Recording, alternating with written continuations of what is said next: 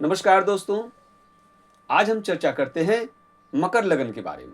मकर लगन में कौन सा कारक ग्रह है और कौन सा मारक ग्रह है, कौन सा रत्न धारण करें, किस ग्रह का रत्न धारण करें और क्या दान करें, क्या परहेज करें, इसके बारे में हम चर्चा करते हैं। तो आइए, मकर लगन जो है, लगन का प्रथम भाव में अगर 10 नंबर लिखा हुआ है तो समझ लीजिए कि ये मकर लगन की कुंडली है।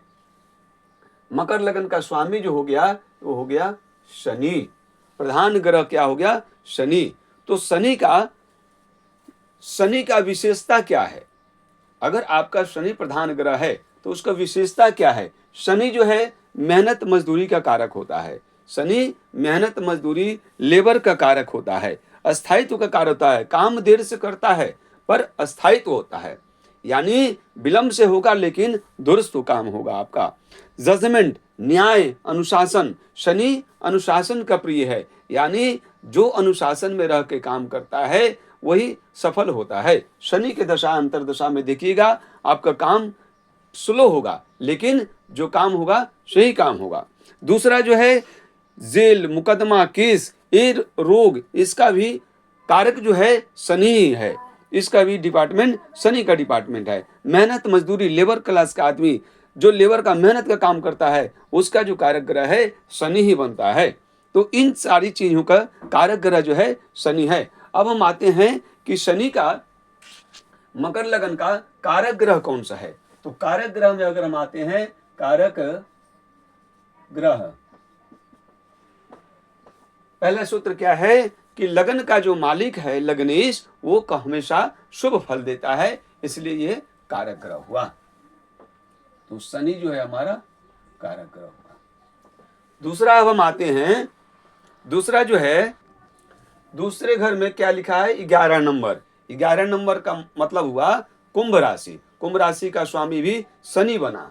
तो हालांकि ये द्वितीय घर भी मारक होता है किंतु लगन का मालिक है, इसलिए ये मारक नहीं बनेगा, कारक ग्रह ही बनेगा। तो यहाँ भी शनि इसका कारक ग्रह हुआ।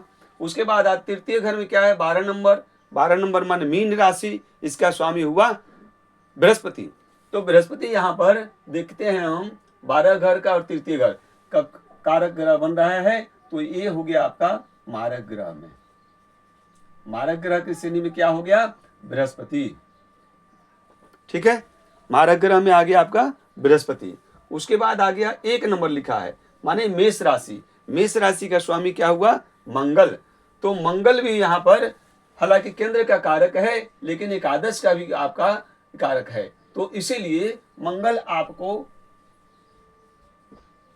शुभ भी फल देता है और अशुभ भी दे सकता है, इसीलिए इसको हम अभी अलग रखेंगे। इसको कुंडली का अध्ययन, आपके कुंडली के अध्ययन करने के बाद ही समझ में आएगा कि मंगल आपके लिए क्या फल देगा। क्यों कि केंद्र का भी मालिक है और एकादश का मालिक बन रहा है। तो किंतु शनि का ये शत्रु ग्रह है, इसीलिए शनि को हम अलग अभी रखते हैं। ठीक है। दूसरा जो है शुक्र पंचमेश बन रहा है और शुक्र केंद्र का भी मालिक यानी दशमेश भी बन रहा है। तो यहाँ पर योग कारक ग्रह शुक्र बन रहा है, यानी प्रबल जो है शुभ फल देने वाला यहाँ पर कौन सा ग्रह है? शुक्र है। तो शुक्र यहाँ पर हो गया आपका कारक ग्रह। ठीक है, शुक्र बन गया आपका कारक ग्रह। शुक्र यहाँ पर योग कारक भी है, केंद्र और त्रिकोण का मालिक बन रहा है। तो शुक्र के दशा अंतरदशा में आपका काम बिल्कुल बनेगा।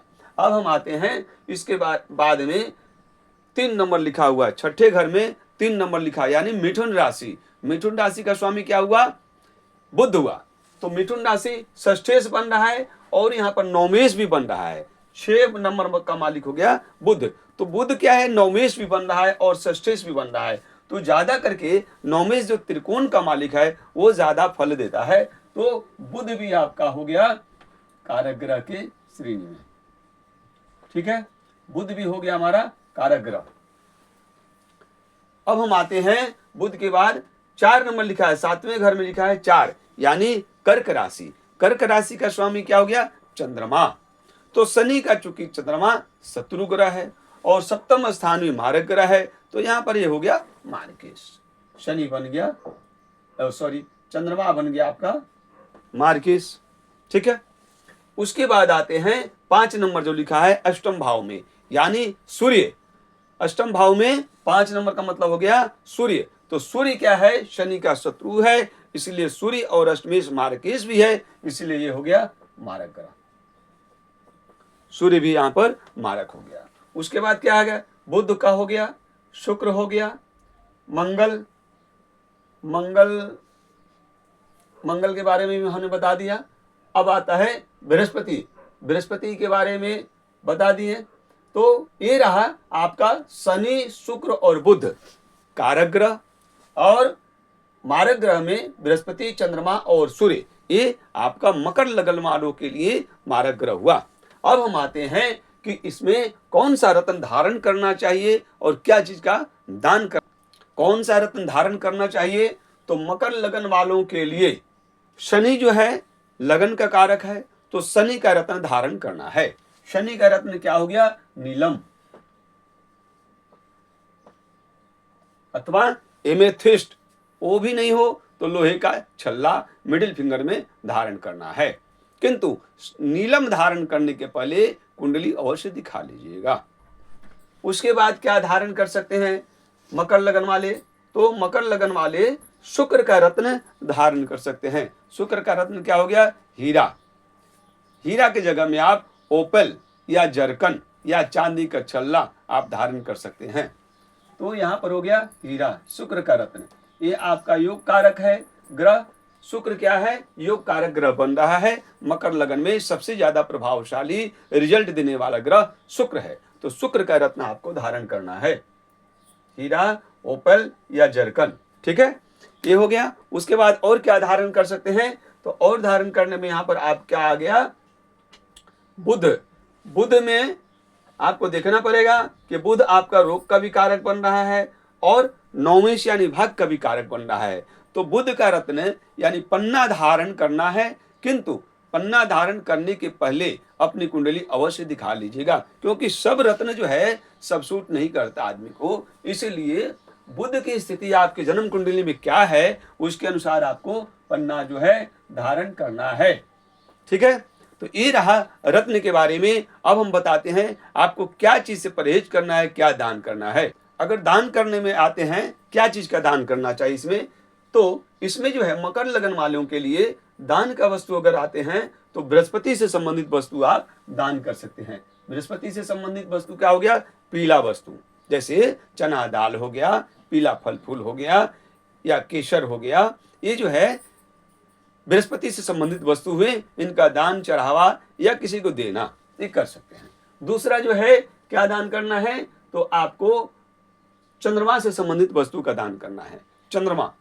चंद्रमा से संबंधित वस्तु क्या हो गया? लिक्विड, जैसे कि दूध, पानी। ठीक है, दूध और पानी, चावल, ये सब लिक्विड वस्तु है। चंद्रमा से संबंधित वस्तु दान करना है। सफेद वस्तु का दान करना है सोमवार के दिन, अगर इसके दशा अंतरदशा चल रही हो तब। उसके बाद क्या दान कर सकते हैं? तो सूर्य से संबंधित वस्तु का आपको दान करना है।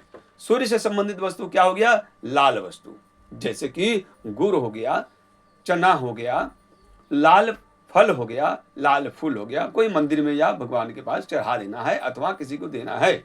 लाल वस्तु का दान करना है। आपको परहेज क्या रखना है? आपको परहेज क्या करना है? इसमें आपको परहेज करना है कि चंद्रमा से संबंधित वस्तु यानी सफेद वस्तु सोमवार को किसी से फ्री में न लें, रविवार को लाल वस्तु किसी से फ्री में न लें। ये आपको परहेज रखना है। और कौन सा रत्न आपका कलर इसमें शुभ रहेगा, आपके लिए कौन सा कलर यानी रंग सूट करेगा, तो आपके लिए जो है ब्लैक, व्हाइट एंड ग्रीन।